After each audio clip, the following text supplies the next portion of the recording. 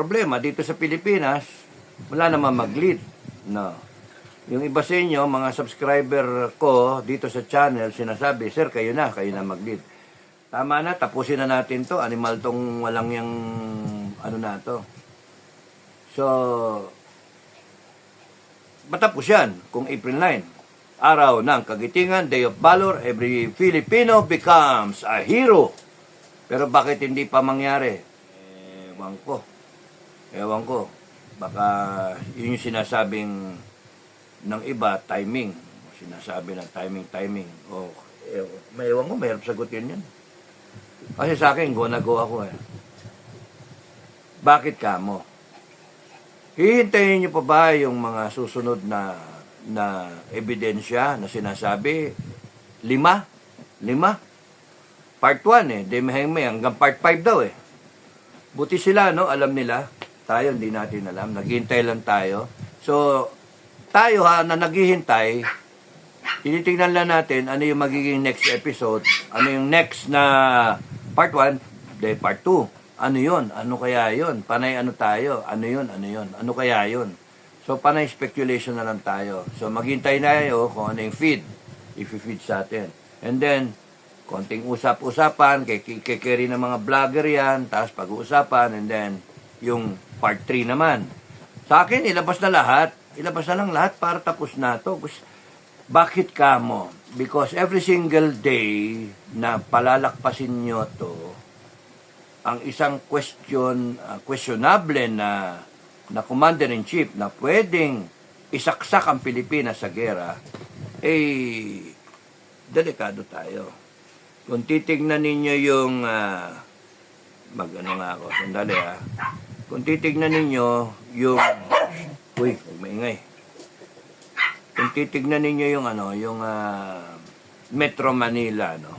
Ang ganda-ganda na Metro Manila, aerial view. Google nyo. Sabi ko nga, pagka dumating yung March 31, hindi ka nagpapadrug test, isipin na lang namin, talagang bangag ka, durugista ka talaga. You cannot remain as president. Painitan ng ulo, pastres ang Pilipinas, pero wala naman tayong magawa. Alam nyo, kasi ang problema ay naghihintayan. Kunyari, si Maharlika, siya yung nag-expose, sinasabi niya, inikayat niya yung mga tao na nauna, wag nang patagalin. Nandun naman siya sa sa US. Problema, dito sa Pilipinas, wala naman mag-lead. No. Yung iba sa inyo, mga subscriber ko dito sa channel, sinasabi, sir, kayo na mag-lead. Madaling sabihin yun, madaling mag-lead. Pero ang tanong, gusto bang mag-lead? O kaya tanongin nyo yan, sino ba ngayon yung mga vlogger ngayon dyan? O kaya yung mga personalities? So, si Baste ba? O si BP Inday Sara ba? May si BP kasi vice president siya. O ayaw naman niya, delikadesa na siya yung tatayo, parang sasabihin, atat na atat. Yung ganun ba? So, parang yung, ewan ko, wala kasi tayo sa posisyon niya Takbo tayong vice president, malaman natin kung ano iniisip niya ngayon. Mahirap yung situation ni Sara, kaya trabaho lang siya, Yung kay Digong naman, may edad na rin yung tao. Ayaw naman niyang sapawan yung anak niya. Alam niyo, sa totoo lang, bukas, kunyari, sabihin ni Digong, o kaya April 9, araw ng Kagitingan. Either si Duterteng tatay o si BP Inday Sarang Duterte ang magtayo dyan, either or, they have the following. Sabihin lang na, tama na, tapusin na natin to, animal tong walang yung, So, matapos yan, kung April 9. Araw ng Kagitingan, Day of Valor, every Filipino becomes a hero. Pero bakit hindi pa mangyari? Ewan ko. Baka yun yung sinasabing ng iba, timing. Sinasabi ng timing. Ewan ko, mahirap sagutin yan. Kasi sa akin, go na go ako Bakit kamo? Hihintayin niyo pa ba yung mga susunod na ebidensya na sinasabi? 5? Part 1 Demehengme hanggang part 5 daw Buti sila, no? Alam nila. Tayo, hindi natin alam. Naghihintay lang tayo. So, tayo na naghihintay, tinitingnan lang natin ano yung magiging next episode, ano yung next na part 1, part 2. Ano yun? Ano kaya yun? Panay ano tayo? Ano yun? Ano yun? Ano kaya yun? So, panay speculation na lang tayo. So, maghintay na kayo kung ano yung feed. If-feed sa atin. And then, konting usap-usapan, kikikiri ng mga vlogger yan, tapos pag-uusapan, and then, yung part 3 naman. Sa akin, ilabas na lahat. Ilabas na lang lahat para tapos na to. Bakit ka mo? Because every single day na palalakpasin nyo to, ang isang questionable na commander-in-chief na pwedeng isaksak ang Pilipinas sa gera, delikado tayo. Kung titignan ninyo yung, mag-ano nga ako, sandali Kung titignan ninyo yung, maingay. Kung titignan ninyo yung, yung Metro Manila, ang ganda-ganda ng Metro Manila, aerial view. Google nyo. Ang ganda ng commander-in-chief. Okay, doon na tayo. Erase. Review. Tawag back muna tayo.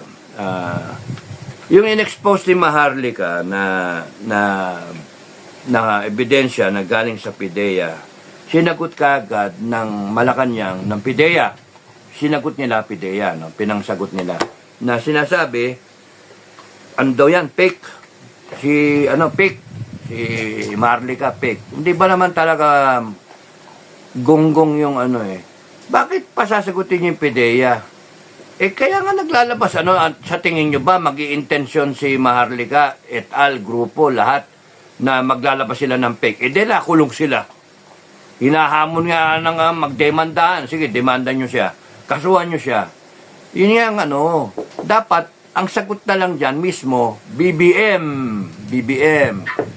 Kaya nga sinasabi ko, AFP, PNP, isubject ang presidente, si BBM, into an honest to goodness, unbiased, and public drug test. Kasi pagka nagkaroon ka ng drug test, sigurado yun, lilitaw. Na wala lang dayaan, malilitaw. Bakit hindi nyo ginagawa? Kaya kinakailasalagsalagin nyo. Hindi kami tanga Ibig sabihin, talaga nagdudurog ang presidente, si BBM. Kaya, nung pahinamon ni Duterte, Tatay Digong, January 29 ba yun? Tapos sinundan ko, March 31, lumipas. Sabi ko nga, pagka dumating yung March 31, hindi ka nagpapadrug test, isipin na lang namin, talagang bangag ka, durugista ka talaga. You cannot remain as president. Biglang lumitaw tong kay Maharlika, April 1. Tama-tama, lumitaw, sinasabi, yung PIDEA, talagang nasa drug watch ka. Ngayon, sasabihin ninyo, fake yan. Hindi. Mali yung sagot. Excuse me, dapat ang sagot dyan, excuse me, dapat ang sagot dyan, drug test, honest to goodness. Mahal kong Pilipino, bilang inyong presidente, naintindihan ko na ang inyong sinasabi na ako ay na-involve sa drug test, sa drugs noon ay 2012 ay sabi niya, para matapos ng lahat ng to ay aharap ako sa isang drug test. Di ba tapos? Hintay na ng tao yun. So, ba't di nyo ginagawa? Ang daming salag-salag. Kaya lalong nag-aano yung tao, nakukumbinsi utak ng tao na hindi naman tanga, na ikaw talaga gumagamit ng droga, BBM. Ikaw talaga nagsisingot sa cocaine. Ngayon, ang tanong nga, hindi pwedeng patagalin ka sa pwesto ng basta-basta without a drug test. Presidente ka ng Pilipinas, hindi pwede yun na presidente ng Pilipinas, ganun ang magiging istorya. Yan, tignan niyo yung Manila, yan ang tsura ng Manila, yun yung argument. Yan yung, malabo. O, yan. Okay, yan ang Manila, ha?